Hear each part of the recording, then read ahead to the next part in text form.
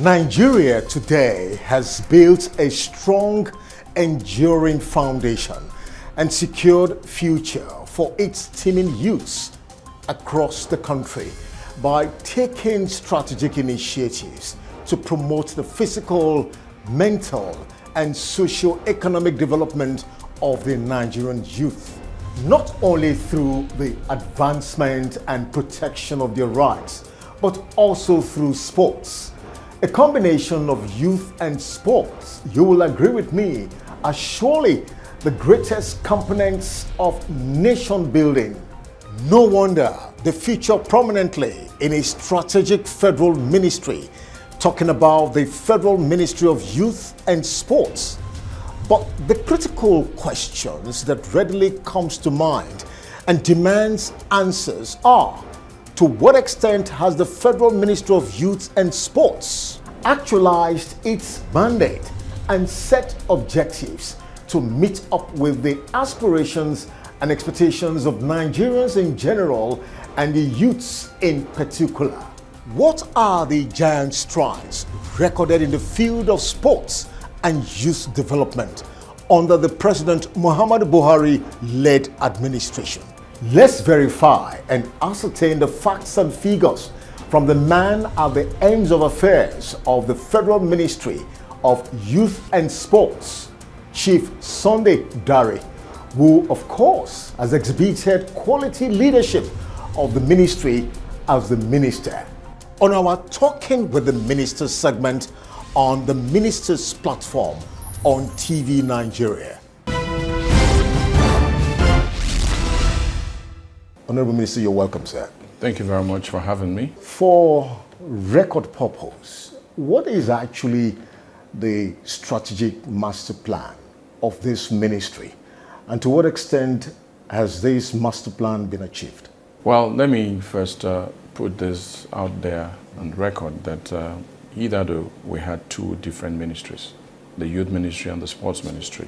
And when President Muhammadu Buhari came in 2015, decided to merge youth and sports. And that is in line with what you see across the African continent and even beyond, where youth and sports, and in some cases, culture are merged together. Having said that, the strategic plan for youth and sports are contained in two different documents. The one for youth is the National Youth Policy, which took several years to put together. It's reviewed every year, and the very core of that document speaks to 13 thematic areas in which the youth must be engaged in order to have the kind of development you expect. At least 10 of those thematic areas are benchmarked with what you see across the world, but also with the United Nations when it comes to youth development. A few of these thematic areas, it speaks to youth and sports, interestingly, youth and education, youth and health, youth and ICT, youth and social vices in terms of drug abuse and the rest. And it just goes. That document expects that our programming, our initiatives, our projects are aimed at taking care of these issues in terms of engagement. Some of it has empowerment components, some of it has investment component, some of them have training component. But I think the overriding connector has been that in a digital age, whatever you do when it comes to these thematic areas must see technology as an enabler. And that has dominated what we have done. And I'm sure we're going to get to that at some point. When it comes to sports development, we've had about 2 or 3 national sports development policies. Even from our mandate is very clear. At the core of our mandate is grassroots sports development. It has to do with well-being and building a healthy citizen. It's not just about competition, but also it's about our sports was before designed as mere recreation, as a service. You know, government just is not a business, never a business. And that's how we met it when we came. We had the sports policy, sports as recreation. We were challenged to make sure that Nigeria competes and we win laurels for our country. But I can tell you 4 years down the road, we've been able to shake the table, tweak around, look at the policies, make them more dynamic and relevant to the current realities, but also make sure that they connect and they resonate with the aspirations of the youth. So those are the two documents, but we've tampered with them. to make them effective.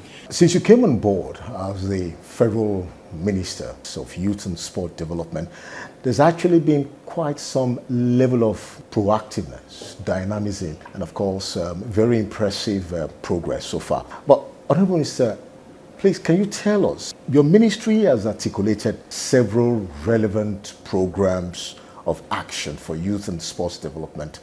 Can you highlight these initiatives so far? We knew from the onset that we were served the two largest audiences in this country. The sports audience is almost 120 million. Nigerians that love sports, whether it's football, basketball. Then you come to the youth. The youth audience, the population, the bulge, you're looking at 95 to 100 million. Two of the largest audiences you have in our country, very sensitive.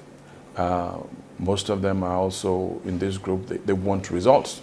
So our overriding concern was to make sure that we don't reinvent the wheel, but not to be afraid to jettison a model that's not working and coming up with a model that works. Above all, to benchmark whatever we do with what occurs in other climes. Because in the 21st century, and with technology as an enabler, no country has any excuse any longer, because you can acquire technology, you can train your people, you can bring experts to do what you want. So in sports, what did we do? We started clearly to try to tinker with the national sports policy. We said across the world, most successful nations in sports is business, it's not recreation. There's a recreational aspect of it, but government engages sports as business. So we developed a business model around our sports, and we wrote a completely new sports policy, which we call the National Nigerian Sports Industry Policy, that had at its heart the three triggers that can turn sports into business. First, the president reclassified sports from recreation to business. And then we had to follow up with the policy, which we delivered last year, with three triggers. For sports to be business, you need incentives, you need infrastructure, and then you need investment. Those are the three I's that drive sports as a business. We delivered that. We're in the process of making sure that the incentives approved by the federal government are properly coded and put together, and then we can leverage private funding into sports development. But beyond that, we developed an athlete welfare package under the Adopt initiative, where we have the Adopt an Athlete. And we made sure that we pitched our athletes to subnational government, private companies that got home-based athletes $10,000, foreign-based $20,000 to help. The greatest challenge of our athletes is not just the equipment or facilities to train, but also they need grants. Even in the UK and the US, athletes get grants, not in this country. So we changed that narrative by developing a public-private model under the Adopt an Athlete policy. And you saw the resultant effect of that. We went to Olympics, we won two medals, the best performance in 13 years. Then we went to the World Athletics, and we produced the first world champion for this country, ever. And then we went to the Commonwealth and produced the best record ever in the history of the Commonwealth for this country. Amongst the entire African countries that came, we came first. Overall, in the Commonwealth nations, we came seventh. So these monies went directly, and we've developed in the new policy an independent athletes welfare fund that will provide grants and scholarship to support our athletes. They need money for scholarship. They need money for nutrition. They need money for their doctors. This funding they need is critical, and we've captured it. And quite a number of things. In sports, you look at three I's. Infrastructure is critical. What has happened to our infrastructure? From the Moshood Abiola Stadium, Abuja Stadium, 9 years. The pitch had become a farm. Corn was growing on the pitch. We have the pictures. National Stadium, Surulere, Obafemi Awolowo Stadium, all abandoned. Some for 9 years, some for 19 years, some for 20 years. So we developed what we call Adopt a Pitch initiative. We approached Dangote Industries.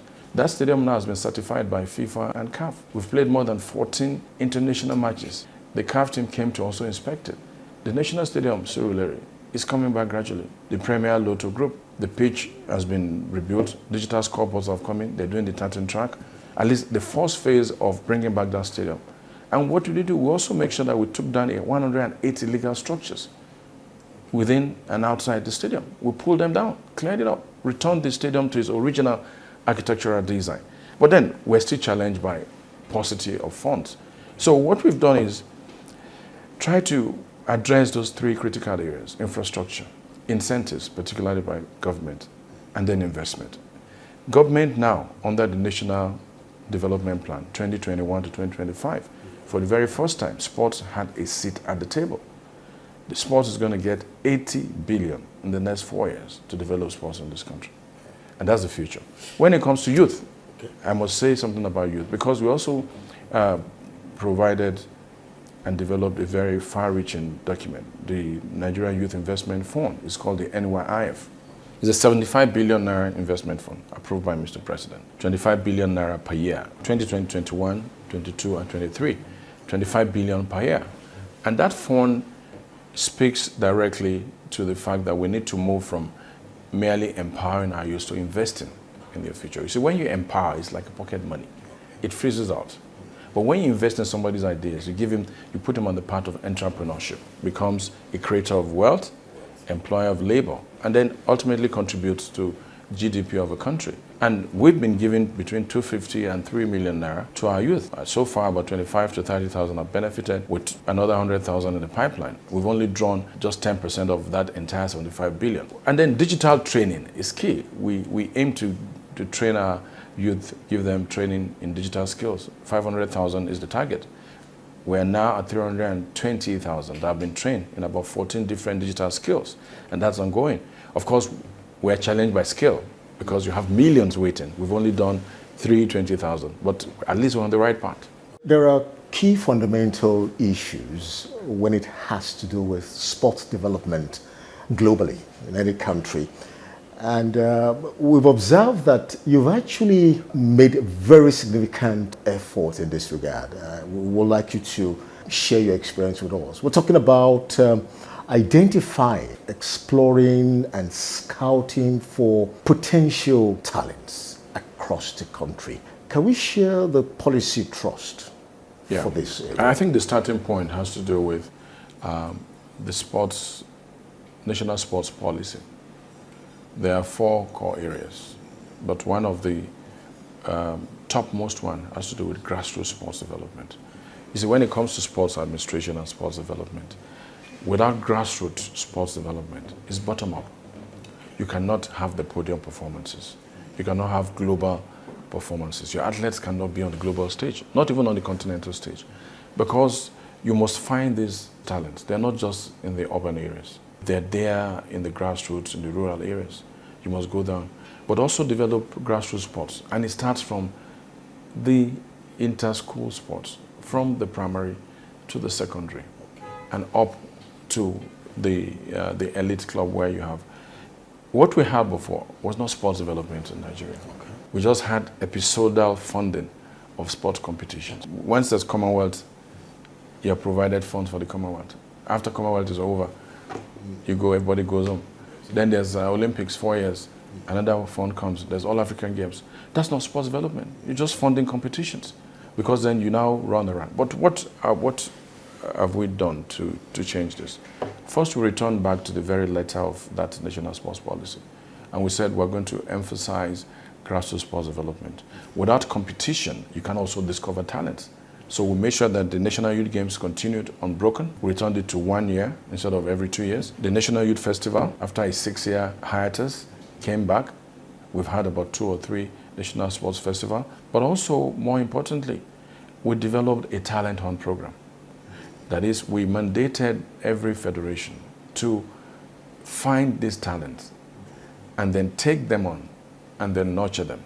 As a ministry, we also had a team led by Mary Oyale, looking for these young ones from age 8 up. And we've had success. We had about 11 of them. We have the Yakubu sisters. We had the young swimmer who is the fish. He's won so many international talents. We have the young boxer, Safinat, who is now 12 years old or 13. She's terrific.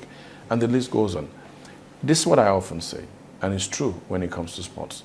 The gold is in the child. That is, that adult that you see today getting the gold, the silver, the bronze, at Olympics, it started when the child was a child, when he was a kid. And then you started training the child through primary school, secondary school sports competition. So the gold is in the child.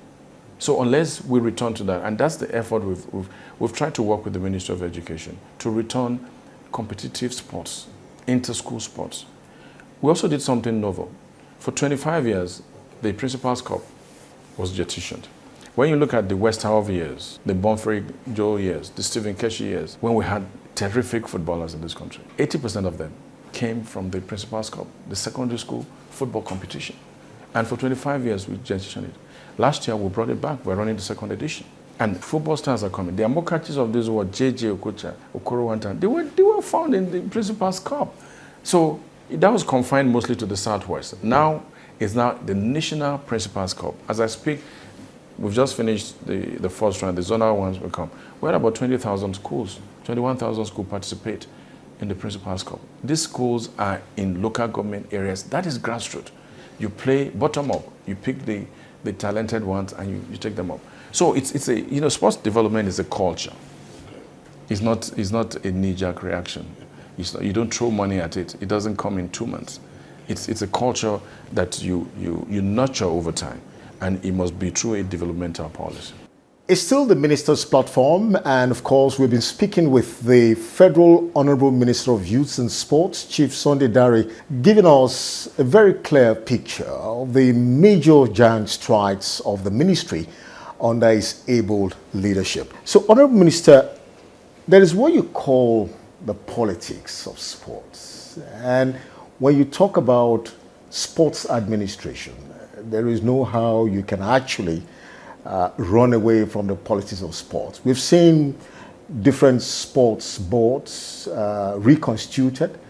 Some of them, of course, are facing certain challenges. But we wanted to give us, how were you able to, maybe you need to cite certain examples, looking at administering effectively the politics of sports across board, the various sports associations in the country? Well, that's an interesting question because when you have to manage 38 different national sport federations that we have in the country, they're called NSFs, you know that you will have to deal with a number of challenges and a number of situations that might not be too pleasant. The fact that these boards have elected board members, they have a president and then they have board members. And I dare say, when I took over, it was good that they had been constituted. They had a code of governance and the boards were working. But also, as you will expect normally in a human setting, certain boards were not functioning optimally. Certain presidents within their constitution had extraordinary powers that, when exercised fully, hurt the interest of sports development in Nigeria.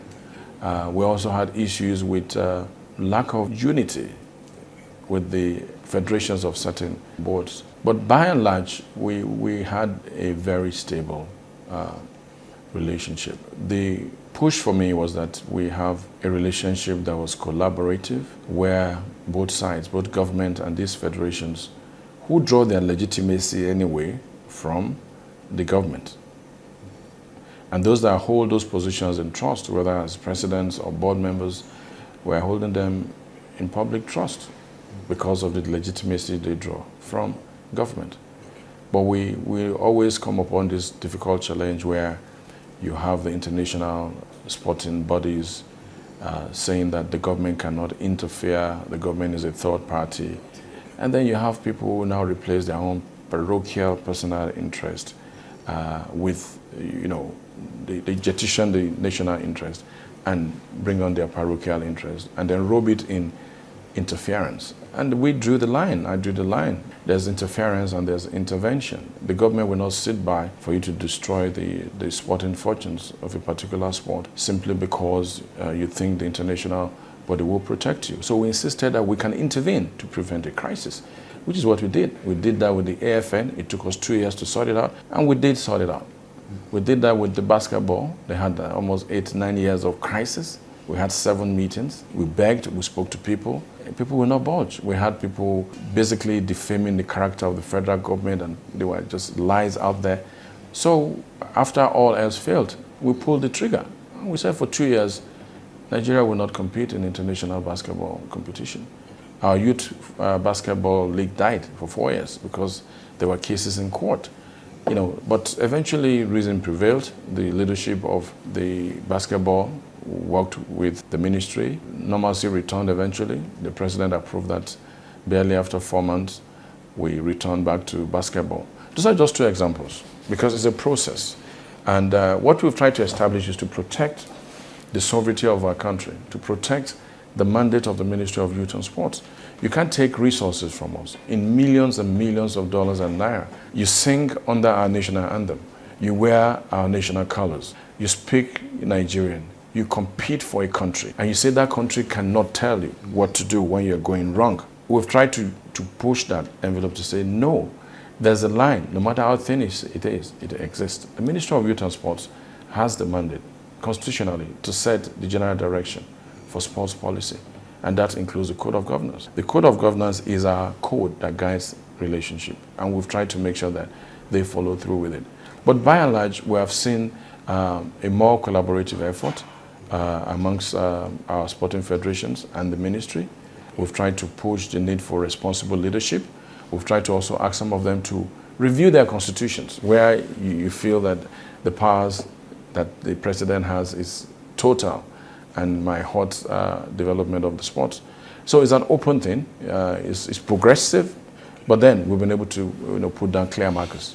Honorable Minister, maybe you also need to share with us what is the level of synergy and collaboration between the Federal Ministry of Youth and Sports and the state government.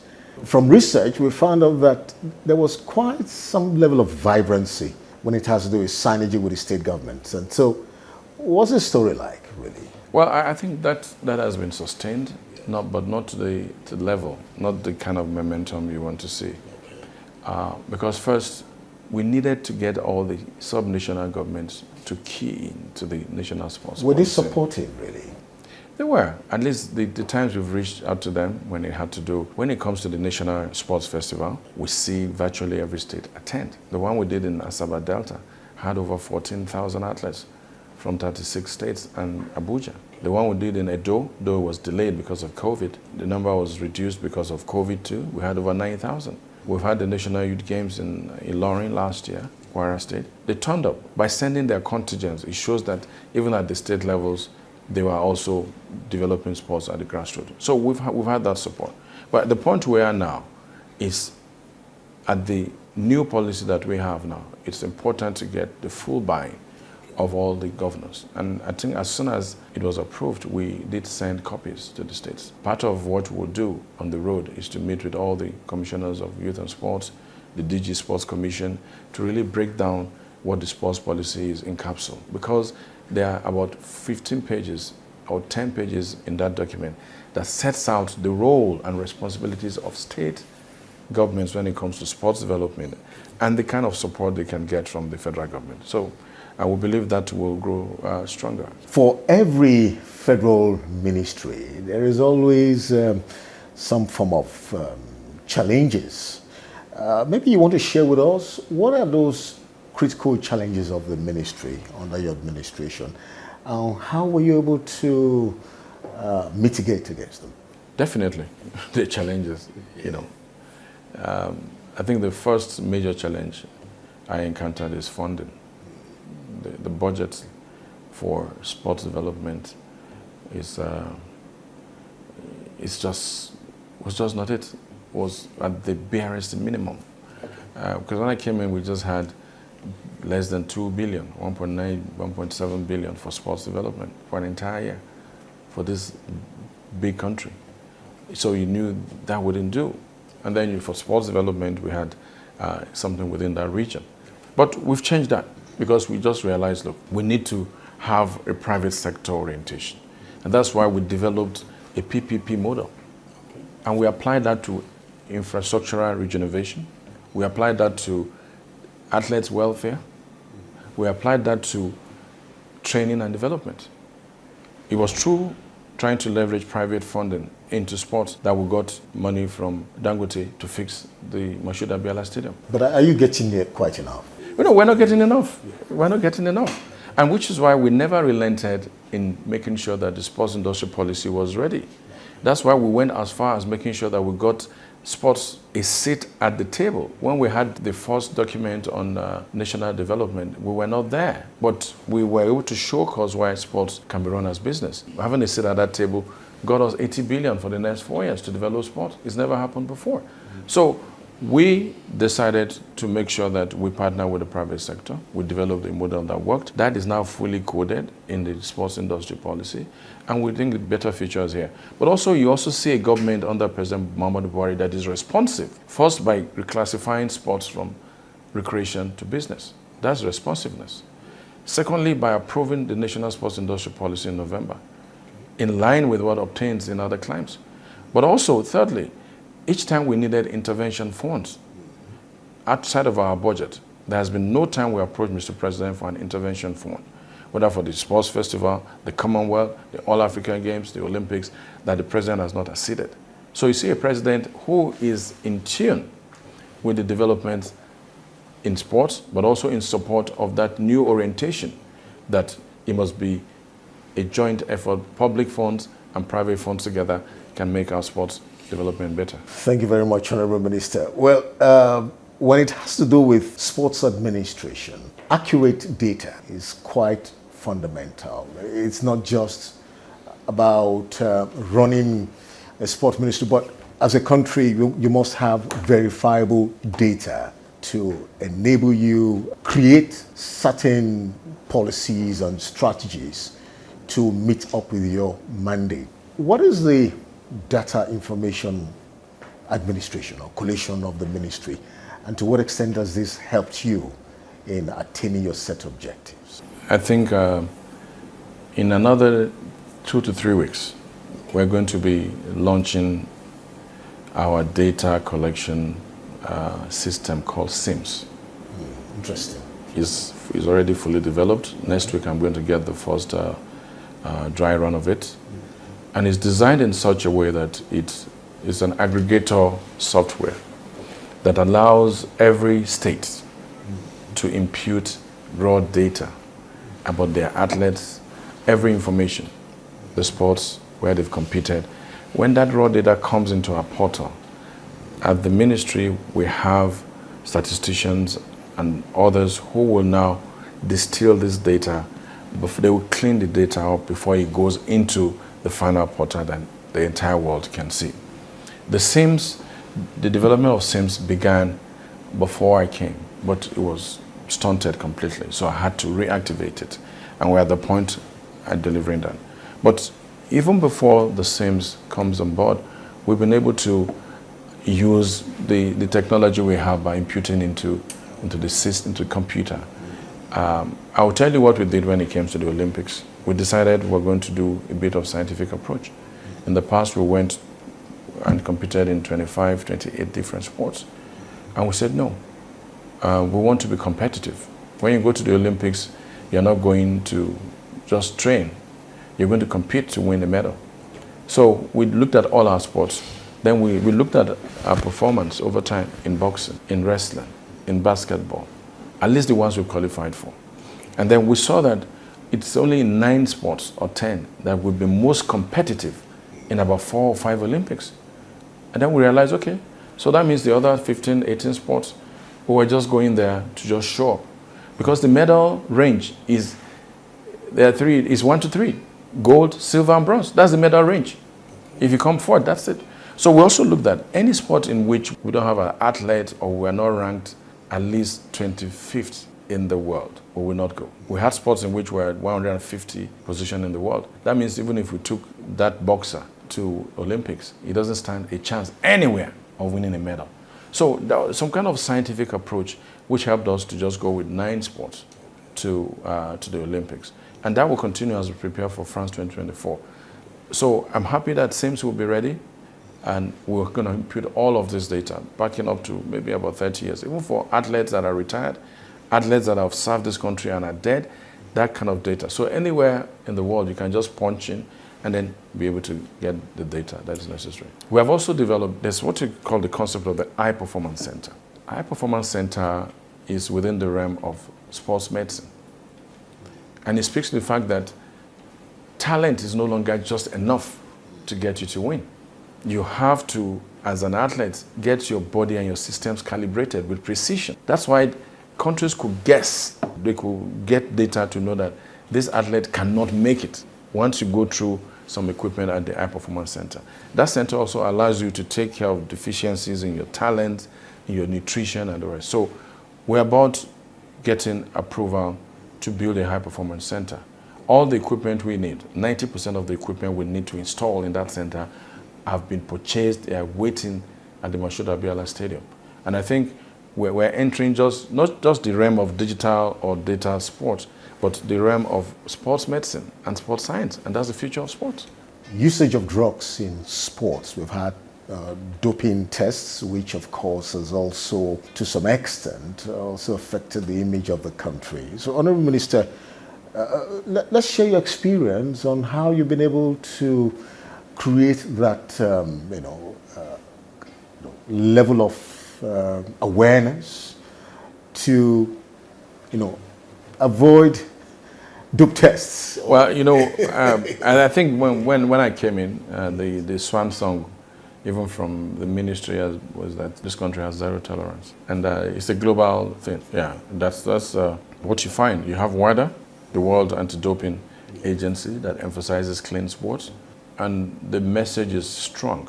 As far back as 40 years ago, we've had athletes fall short, taking substances that are banned, whether wittingly or unwittingly.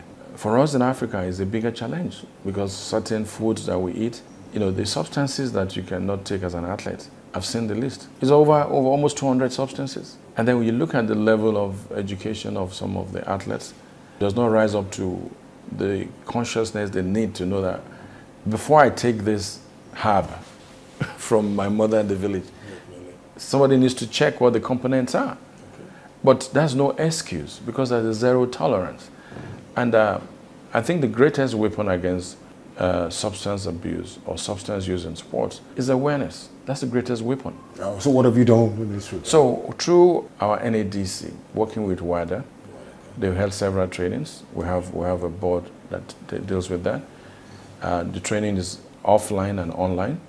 For every sporting competition we have the team from WADA and NADC providing literature and the rest of them.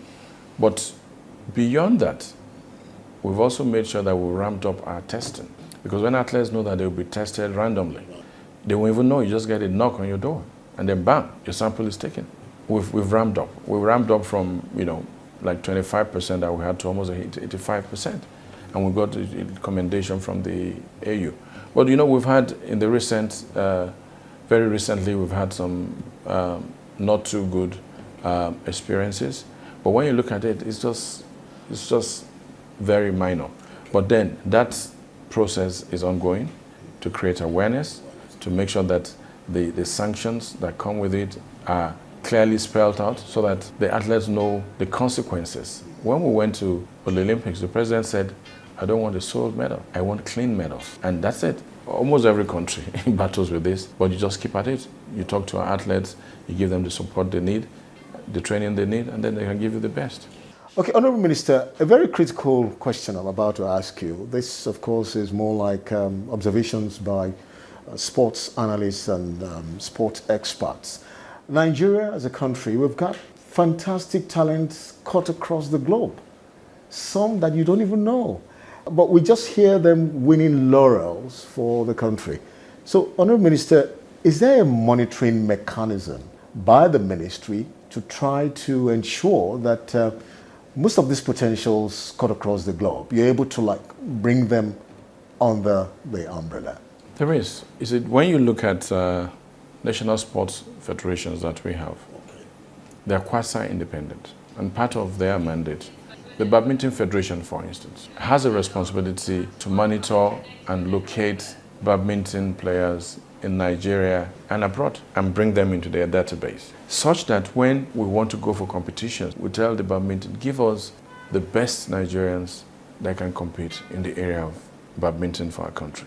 That's where the federations come in.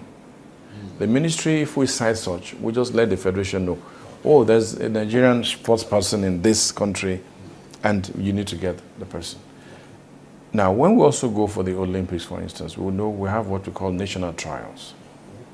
The national trials is a call-out order to all Nigerian athletes.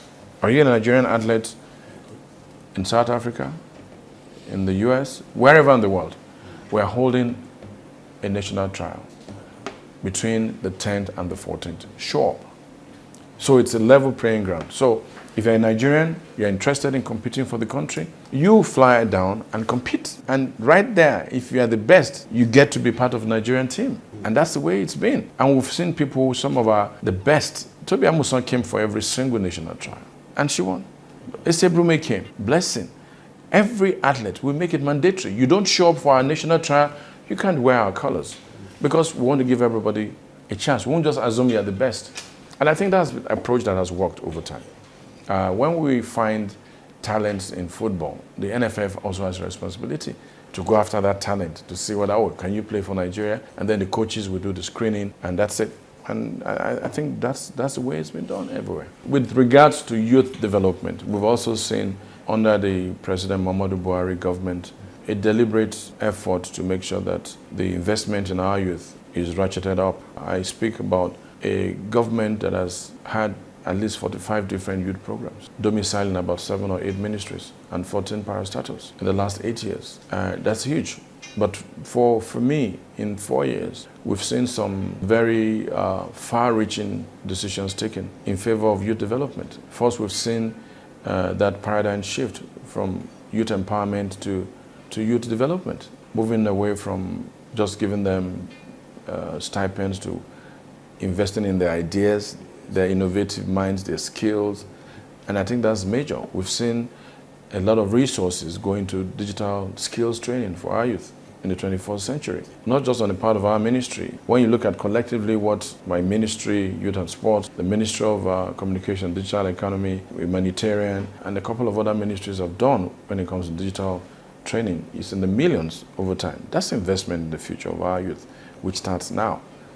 Then you talk about the Youth Investment Fund, the very first of its kind, created for our youth. This government is also thinking of creating Youth Entrepreneurship Bank.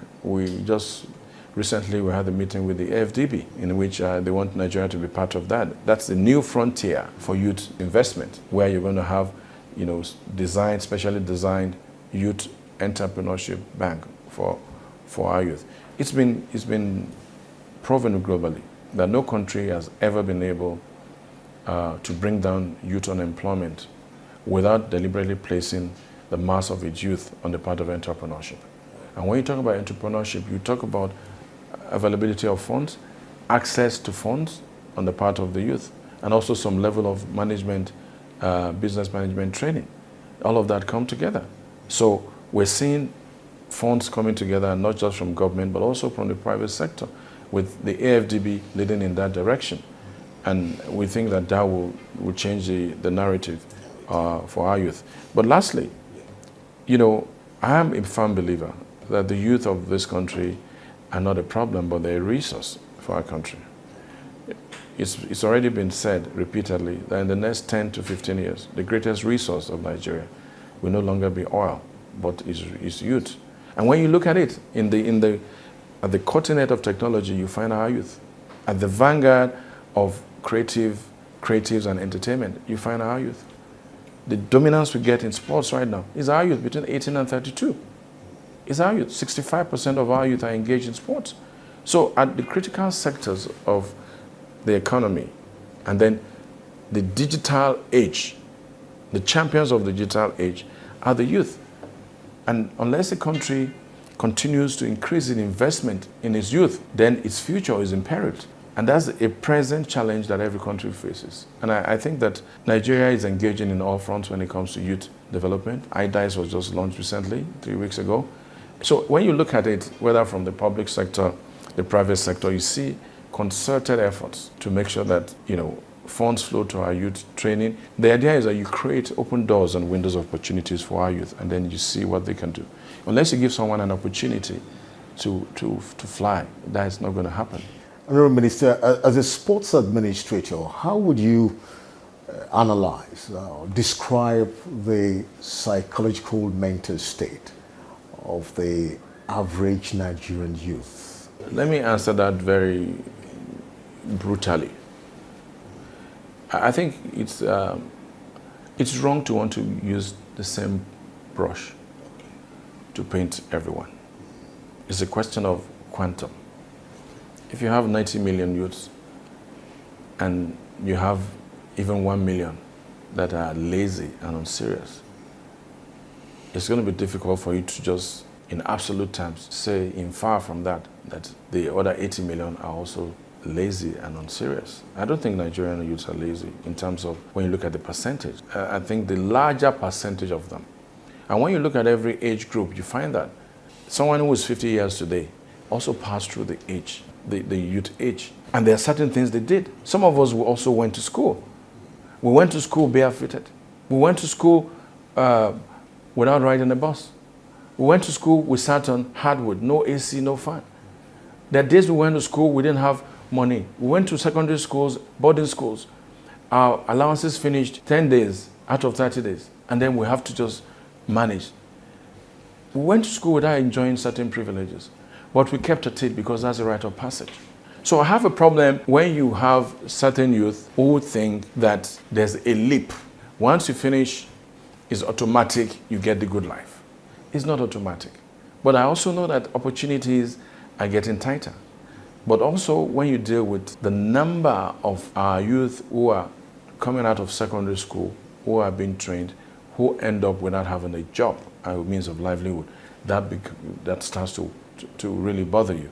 And I think that government is making efforts. We need the private sector to do more. So when you talk about the youth, I would characterize the youth of this country as hugely talented, can be a little bit impatient, but also they have a boundless capacity to do good because of the digital age in which we are. And the earlier we tap into these skills, we have to develop these skills, and then we scale up the number of our youth we give opportunities, the better for our country. The present administration is going to be wrapping up by May 29. And of course, to a large extent, the President Muhammadu Buhari-led government, based on some of the verifiable facts and information you've given here, have actually made significant giant strides in the field of sports and youth development. So, Honorable Minister, what are those legacies we can say that this administration is leaving behind under your able leadership as the federal minister? We have policies, we've had initiatives and projects. When you look at what has been done when it comes to sports development, there's a legacy there. We have a reorientation when it comes to sports. From the point of moving away from just periodic funding of competitions, we've returned to the very culture of sports development. That is an all-round 360, and the components of that are there for you to see. As we speak, our preparations for the Olympics is ongoing. So that general reorientation. Within that circle is also turning sports into business from recreation. It's never done before. Within that also is the policy, the sports industry policy that has been approved, where you're going to have a bouquet of incentives for the private sector to invest in sports. Where sports is now business, you can invest in sports. Where sports now will be audited like other sectors of the economy. And then we can see, oh, sports, is it $1 billion it has brought for this country? And it opens door not just for Nigerian investors, but also for foreign investors, because they know there's a law and there's a policy that drives sports. So those are legacies. But also you look at our performances, particularly that of the Commonwealth performance, that of the World Championship, now with the record of the first world champion in athletics for Nigeria. The most important, however, is also the legacy of trying to bring back our sporting infrastructure. Honorable Minister, I want to thank you for coming on the Minister's platform, Chief Sunday Dare. But on a final note, sir, what's your word of encouragement, assurance to Nigerians and, of course, the stakeholders? We have been able to put down clear markers for youth and sports development. We've been able to put on the table certain policies and initiatives. if they are followed through, will brighten the future of youth and sports development. We've been able to, as a ministry, try to move our ministry to a top-tier ministry because we've been able to attract the necessary attention and funding needed for sports and youth development. As we speak, for the first time, the National Development Plan has 80 billion naira for sports in 4 years and 60 billion naira for youth development. That's a quantum of 120 billion. Never happened before. We still have close to 60 billion naira left for the National Youth Investment Fund, which is going to roll over. Never happened before under this very administration. But in its totality, you know, governance is a continuum. We believe that, having set down these clear markers, we believe that if government continues in this orientation, in this trajectory, we'll see better days in sports development, and then we're going to see a scale up in the number of our youths who benefit from government policies, ultimately.